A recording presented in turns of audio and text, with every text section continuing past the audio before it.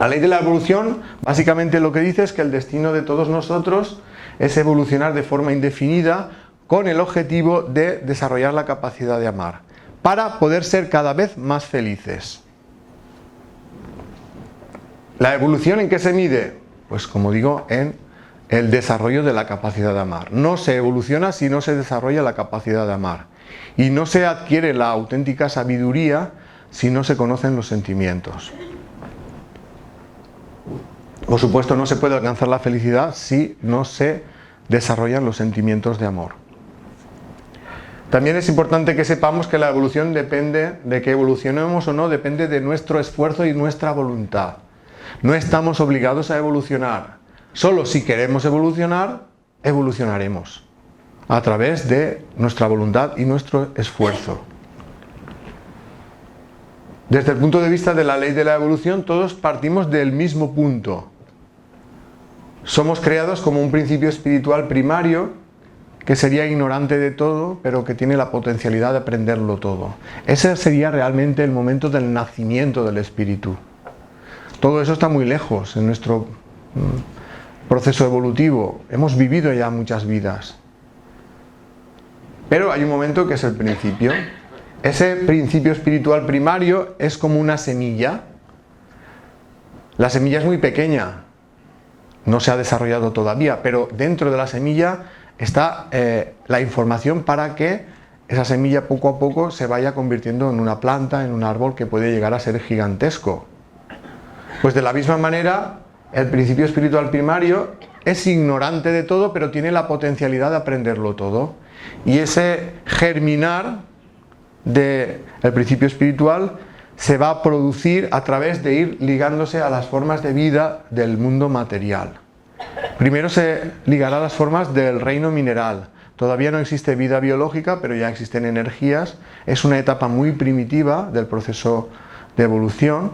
Luego se ligará a las formas de vida del reino vegetal, después a las del reino animal, y cuando ese principio espiritual se haya desarrollado lo suficiente como para tomar conciencia de su propia existencia y ya tiene voluntad para decidir sobre sí mismo, es cuando comienza la fase humana de la evolución, que es en la que nosotros estamos.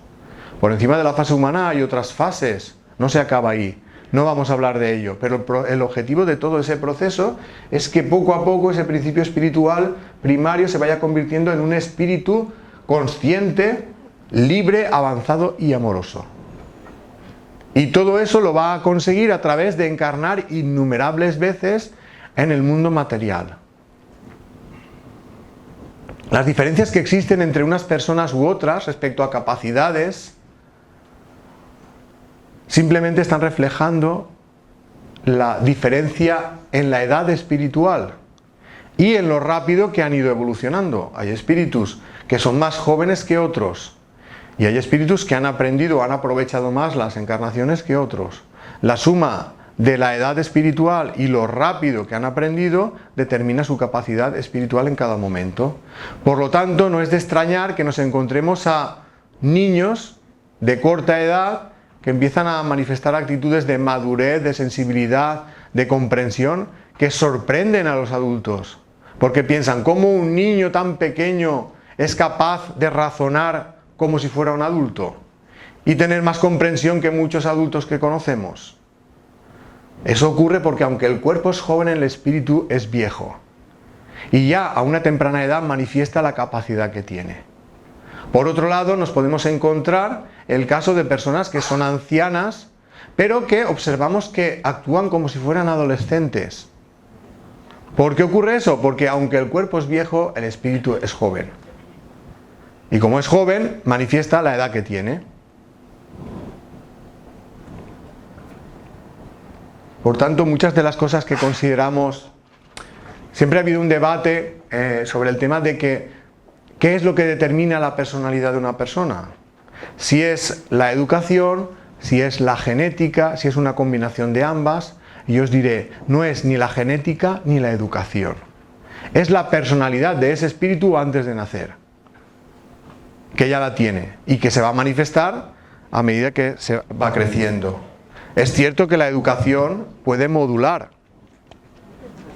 Se acaba la pila.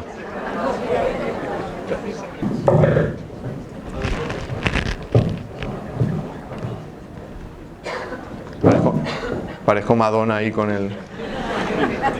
Bueno, os comentaba que hay como un debate, ha habido un debate entre eso, ¿qué determina que una persona sea de determinada manera?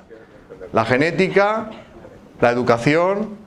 Hay padres que dicen, joder, si yo los he educado a mis hijos igual a todos y cada uno es de una manera. ¿Por qué ocurre eso? Pues porque el espíritu ya tiene una personalidad cuando viene a este mundo, que ha forjado en otras vidas y que, pues cuando llega a este mundo, poco a poco se va manifestando. ¿La educación influye? Sí, modula la personalidad, pero no la crea. Esa personalidad ya venimos de la otra vida con esa personalidad y no son los genes los que la determinan. Por tanto, desde el punto de vista de la ley de la evolución, cuando se produce el nacimiento no es el principio de la vida. Antes de nacer el espíritu ya existe y lo que hace cuando el bebé es concebido es que el espíritu se liga a ese ser en gestación a partir del momento de la concepción para vivir una vida más o menos larga en el plano físico que acaba cuando el cuerpo se estropea definitivamente. Cuando eso ocurre el espíritu se separa del cuerpo y continúa la vida en el plano espiritual, regresa al plano espiritual. Y una de las cosas que hace en ese plano espiritual es repasar todo lo que ha hecho en la vida física, pues para aprender de ese repaso. Ahí es cuando empieza a identificar los errores y empieza también a saborear los aciertos. En ese plano espiritual seguirá viviendo y aprendiendo. Y cuando tenga necesidad de ponerse a prueba en aquello nuevo que ha aprendido, pues volverá al plano material para vivir una nueva vida. Y de esta manera va a completar ese ciclo de encarnación, desencarnación. Ese ciclo no es indefinido. Hay un momento en que el espíritu ya no necesita volver a encarnar para seguir evolucionando. Lo hace en planos más sutiles de la existencia. Pero hasta que ese momento llegue, a todos los que estamos en este mundo nos falta mucho. Esto lo digo porque hay personas a las que les he escuchado decir, cuando ya creen en la reencarnación, dicen, no, yo ya, esta es mi última vida, yo ya no voy a encarnar más. Y cuando yo escucho eso pienso, esos son tus ganas. ¿Por qué decimos eso? Yo no quiero volver a encarnar más, o yo no voy a encarnar más. Porque a veces la vida se nos hace muy cuesta arriba, ¿no? Muy pesada. Estamos cansados de sufrir y de padecer, pues decimos, yo ya no voy a volver más, yo voy a descansar allí ya por los siglos de los siglos. También la Iglesia ha transmitido esa idea, ¿no? Que cuando vives ya te mueres y ya no vuelves más, ¿no? Sin embargo, para el espíritu es necesario venir aquí para seguir aprendiendo. Por lo tanto, no debemos verlo como una ocasión de sufrimiento, sino como una oportunidad de aprendizaje. Porque hay cosas que solo aquí se aprenden. Porque aquí se experimenta la libertad en su máxima expresión.